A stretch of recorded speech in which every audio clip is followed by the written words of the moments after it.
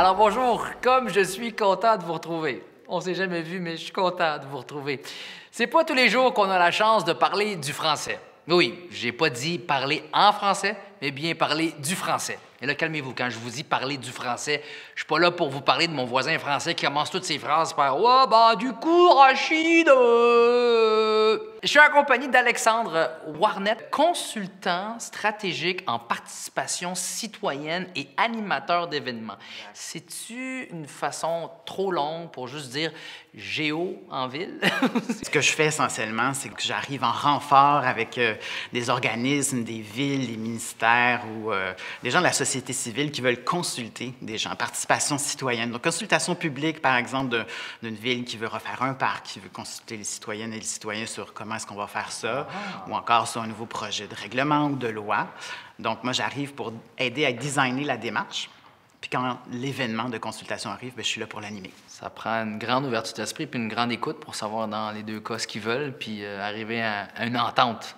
Alex, est-ce que tu ressens la pression de bien t'exprimer en français dans ton emploi? Oui, s'exprimer comme il faut, avec un langage qui est adéquat, ça permet de faire en sorte que tout le monde est sur la même longueur d'onde, que le vocabulaire est partagé et puis que tout le monde se comprend. Alex, est-ce que ça t'arrive des fois de constater que les gens te font un peu sentir que tu soignes ton français? Oui, des fois, il y a des moments un petit peu plus solennels dans des consultations, surtout qu'il y a des sujets plus sérieux que d'autres ou plus émotifs que d'autres. On s'ajuste, tu sais. Oui, surtout si on parle à des nouveaux arrivants ou à une personne qui n'a pas eu la chance d'avoir un français aussi soigné que lorsque je t'entends parler. Quand on s'adresse aux citoyens, on s'adresse à l'ensemble de la population avec une maîtrise complètement différente du français d'une personne à l'autre. Ouais. Fait qu'il faut s'assurer d'être à un bon niveau, mais que tout le monde embarque dans le bateau. Comment fais-tu, Alex, pour rester près des gens que tu cherches à faire participer sans réellement créer de fossé? Souvent, il y a un vocabulaire très précis, là. Comme une consultation publique, il y a des termes techniques en urbanisme ou quoi que ce soit. La meilleure façon de le faire, c'est de reformuler, d'utiliser les termes précis, les acronymes. D'ailleurs, démystifier les acronymes. Hein. Souvent, c'est des experts qui veulent avoir l'opinion de citoyens qui ne sont pas nécessairement experts. Ouais. Fait que c'est truffé d'acronymes puis de quoi que ça peut être très complexe. Ouais. Fait qu'il faut utiliser ça. C'est même pédagogique hein, d'informer les citoyens et citoyennes du vocabulaire qui est utilisé dans le domaine.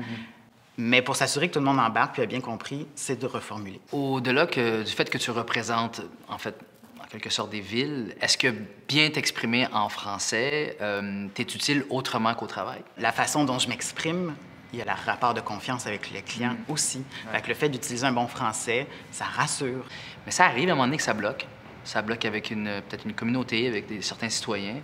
C'est quoi les outils que tu entreprends, les outils que tu utilises? Le plus simple, pour être sûr que je sois bien compris, c'est des définitions. Fait que souvent, c'est soit projeté sur un écran dans une consultation publique ou devant les gens, puis être sûr d'avoir des définitions qui elles-mêmes reformulent. Te considères-tu comme un modèle à suivre et te fais-tu reprendre des fois? Souvent. Souvent et avec raison, parce que justement, moi, je suis une parcelle de cette intelligence collective-là, mais les gens dans la salle, on crée un ensemble, hein. On crée quelque chose qui nous dépasse. Merci beaucoup, Alexandre Warnet, d'être venu nous voir. Merci. Ça fait plaisir. Plaisir à partager. Puis je suis content d'avoir entendu un peu plus sur ce que tu fais et je suis certain que tu viens d'inspirer bien les entreprises à soigner leur français parce que, oui, ça fait partie de l'image que projette la compagnie. Absolument. Merci beaucoup.